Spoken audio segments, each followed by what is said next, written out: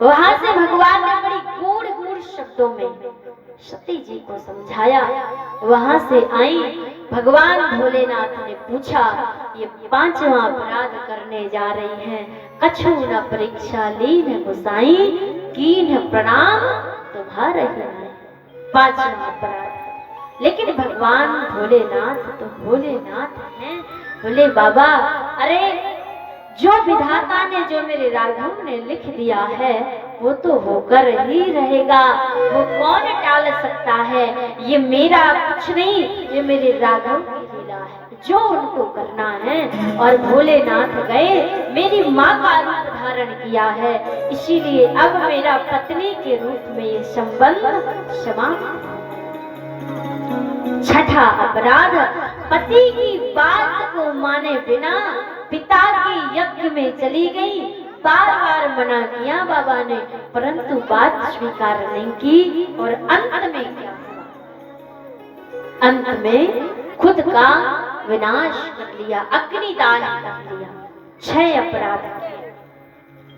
उन 6 अपराधों के कारण आज सती जी को पार्वती रूप में जब आई तो पूर्व जन्म के कारण निद्रा आई। ये सत्य बात है। जब सती महारानी स्वयं राजराजेश्वरी, वो जगदम्बा है, वो माँ है, वो कभी अपराध नहीं कर सकती। लेकिन ये लीला, ये राघव जी की लीला है। ये प्रभु ने क्यों ये रचना की? क्योंकि जब माँ चलती है, माँ जब बच्चे को चलना सिखाती है तो खुद उल्टा जाती है। चलती की नहीं?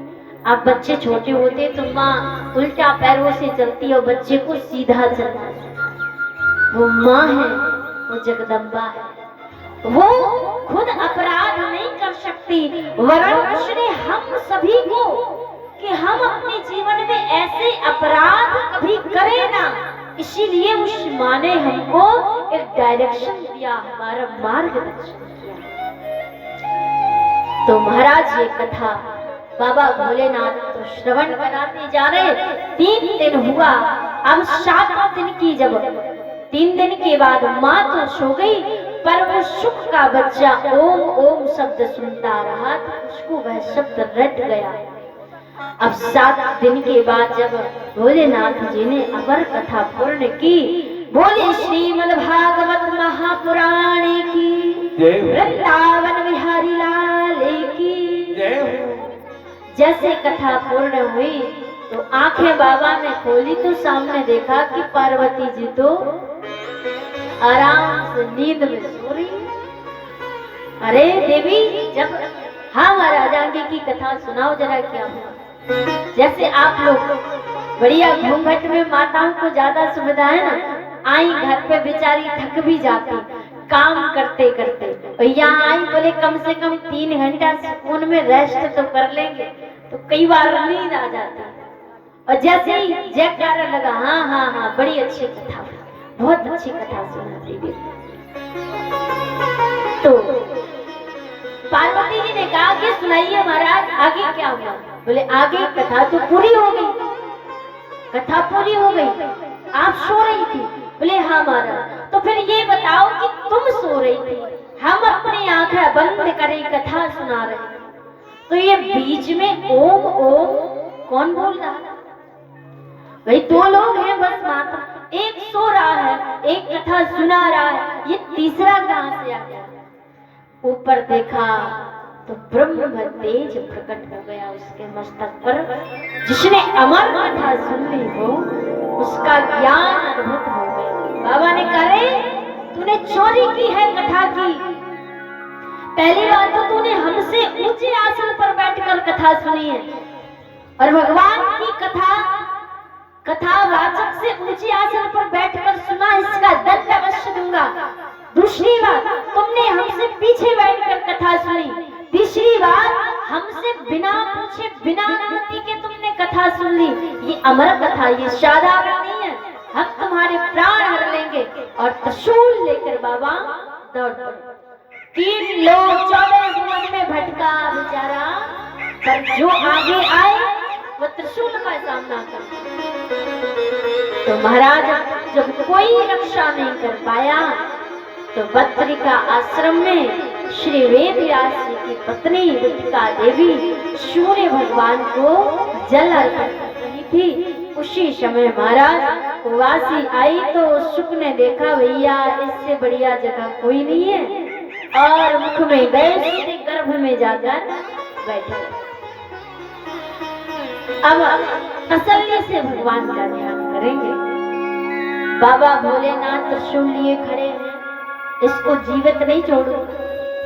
वेद व्यास जी ने कहा अच्छा महाराज भोले बाबा आप तो वास्तव में बड़े सच्चे भोले, ये बताओ ये अमर कथा सुन चुका तो ये अमर हो गया, और जब अमर हो गया आप त्रिपुरारी हैं, आप तो सारे संसार का एक क्षण में विनाश कर देंगे, काला के काल महाकाल है।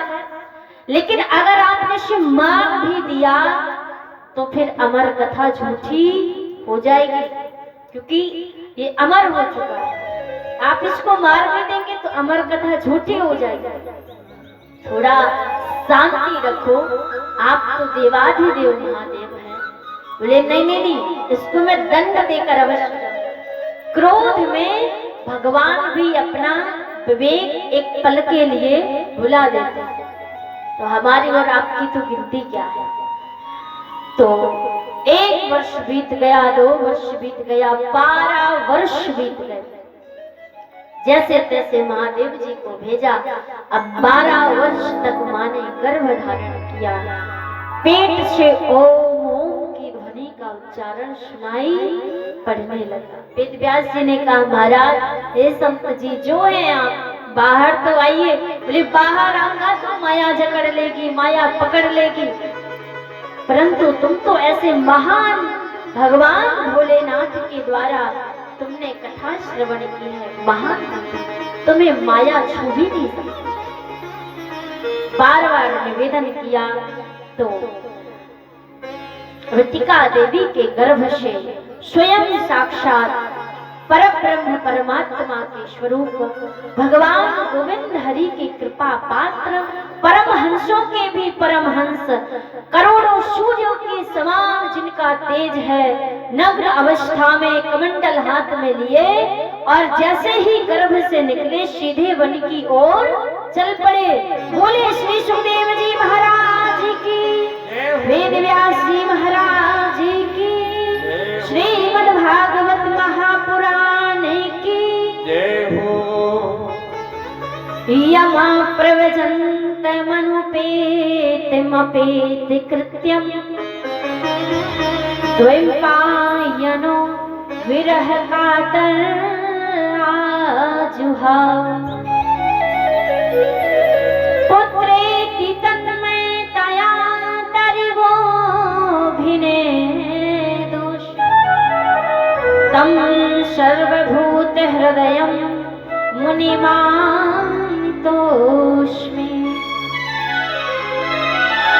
नारायणं नमस्कृत्य नरं चैव नरोत्तमं देवीं सरस्वतीं व्यास ततो जयमुदीरयेत्।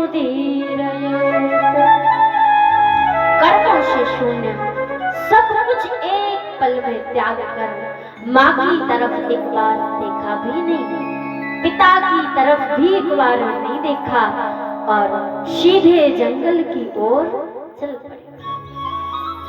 आगे आगे सुखदेव जी महाराज चले जा रहे हैं, पीछे पीछे वेद व्यास जी महाराज। अरे बेटा सुनो तो सही, अरे जिस माँ ने तुम्हें 12 वर्ष गर्भ में धारण किया उस माँ को एक बार मुखड़ा तो दिखा दो, जरा सा अपनी सूरत तो दिखा दो। पर कोई उत्तर नहीं आया। अपने भगवान को हृदय में धारण किए हुए, अपने गोविंद को हृदय में धारण किए हुए सुखदेव जी महाराज चले जा रहे हैं। आइए बड़ा प्यारा सा भजन हमारे भैया जी के द्वारा और इसके बाद सुंदर सी कथा।